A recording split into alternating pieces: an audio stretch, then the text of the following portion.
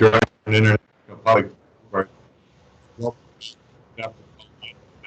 Whistleblowers, whose purpose is to show that there were no Muslim hijackers at the control of the aircraft, but that the aircraft were electronically hijacked through employment of a system called uninterruptible autopilot that enables a remote source to take control of the aircraft's autopilot and flight management computers and fly the aircraft to its target.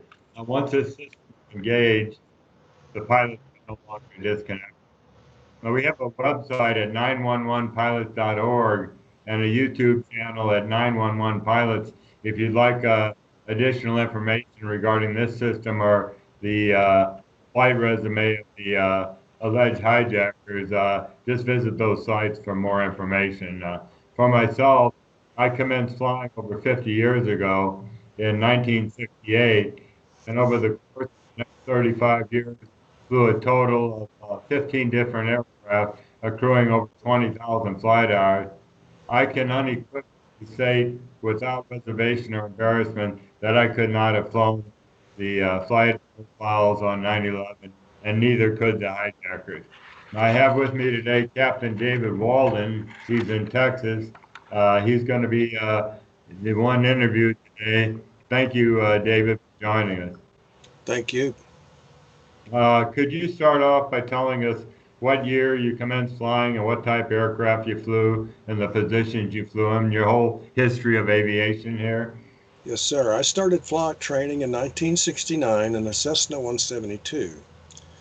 By April 1972, I had a commercial pilot certificate and flight instructor certificates in airplanes. I also flew air tankers dropping fire retardant on forest fires in Arizona in a Lockheed PV-2. On September 11, 2001, I was at work as a software test lead in quality assurance at Omega Corporation software development in Nacogdoches, Texas. I happened to have a copy of Microsoft Flight Simulator 2000 on my Windows machine at work.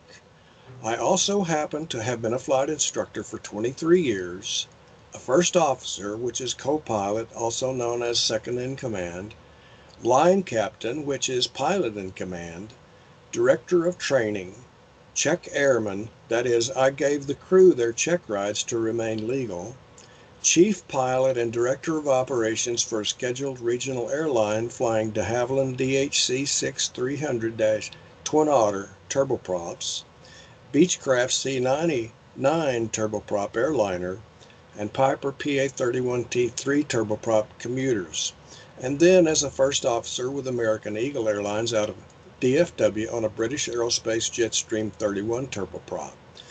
Later, I served as a corporate pilot, a corporate Beechcraft C-90 turboprop King Air pilot holding an FAA airline transport pilot certificate in airplanes, single and multi-engine land with nearly 7,000 hours as pilot in command of airplanes. Now back to Nacogdoches, Texas on 9/11. If we were caught up on our work at Omega, local management would allow us to play video games on Fridays. I shared Microsoft Combat Flight Simulator with the group since they were fans of World War II based ground combat video games. I was the only one who held a pilot certificate. They played it for a while but soon lost interest. At home, I would practice making instrument approaches. That means flying the simulator strictly by reference to the instruments on Microsoft Flight Simulator 2000 in a Learjet in weather at minimums. That means the worst possible legal weather you could land an airplane at the Nacogdoches Airport. Then we watched the attacks on TV. So I immediately loaded up Microsoft Flight Simulator 2000 with a Boeing 767 at Boston's Logan Airport, took off and flew by hand and eye, paralleling the coastline at below 10,000 feet above sea level down the coast toward Manhattan. Once I identified the Twin Towers, I entered a shallow descent toward them at max power.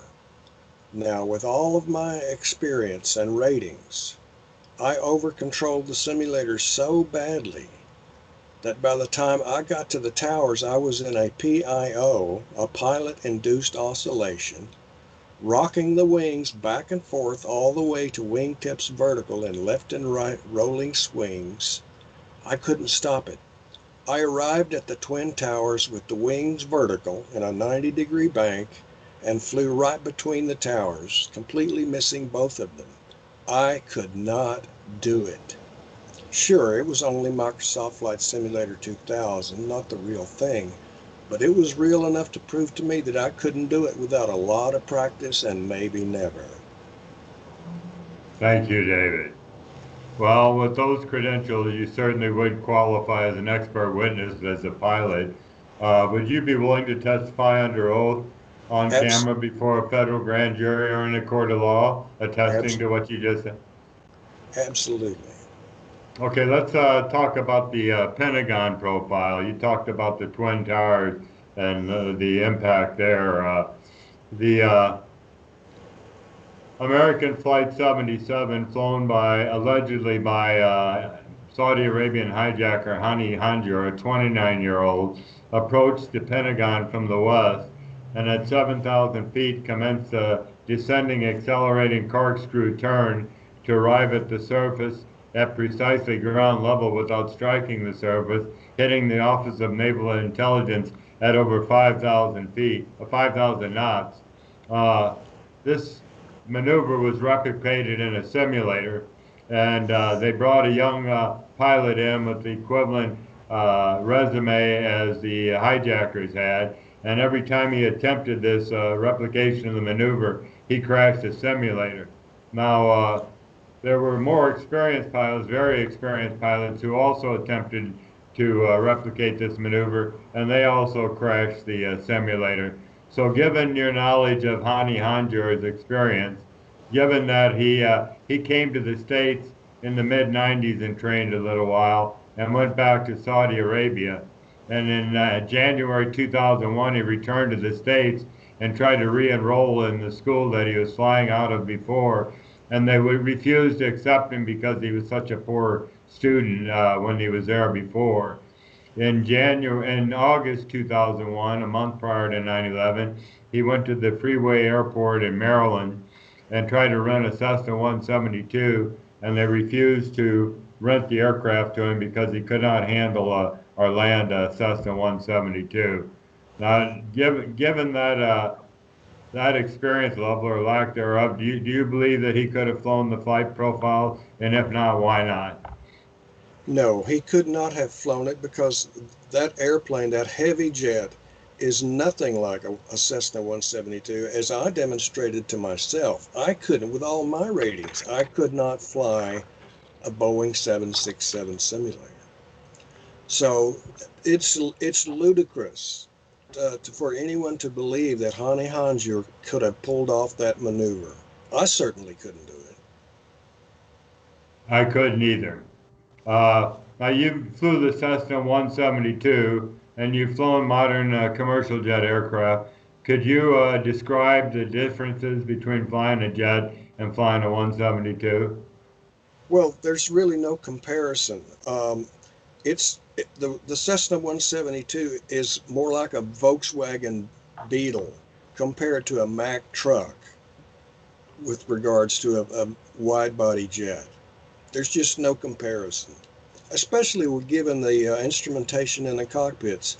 You have to train for years to understand these complicated computerized flight management systems. It's nothing like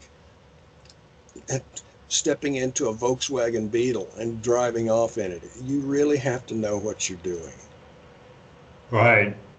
I've heard the analogy of the planes hitting the Twin Towers to that of what you were just saying, of never having driven a semi-tractor trailer, climbing inside, getting it up to over 500 miles an hour, and trying to drive it through a Jiffy Lube or a garage without scratching the surface with the aircraft. Would you agree that that's a pretty accurate assessment? That is, I would agree, yes, it's Yeah. ridiculous. Well, 99% of the global population appears to have fallen for the story that these pilots flew those aircraft. Would you agree that the reason that they fell for the story was that they're not pilots themselves and they cannot conceive of the absurdity of this notion? I would agree wholeheartedly. Yes. Well, there's never been a criminal investigation into 9/11. People believe that the 9/11 Commission was, and it was not. And pilots are demanding their day in court, and we aim to get it through interviews like this and other actions we're taking with the U.S. government. Do you have any closing comments you'd like to make, David? No, I would just like to possibly correct something you said earlier. You said that the airplanes approached the towers or the Pentagon at 5,000 knots. I think you meant 500 knots. I did say that, yes. I stand corrected. Thank you. 500 knots. So, if you're a pilot out there listening to this interview, um, and you would like to be interviewed yourself, go to our website at 911pilots.org. At the top of the page, there's a Join Us tab. It's real easy to fill out. All we need is your name and email address and a box indicating, there's a box down there, you indicate what type aircraft you've flown, the flight hours you have, etc. And we'll be getting in touch with you. Anyhow, thank you, David, for taking the time to be interviewed today. My pleasure. And until next time, this is Captain Dan Hanley and Captain David Walden signing off and saying so long.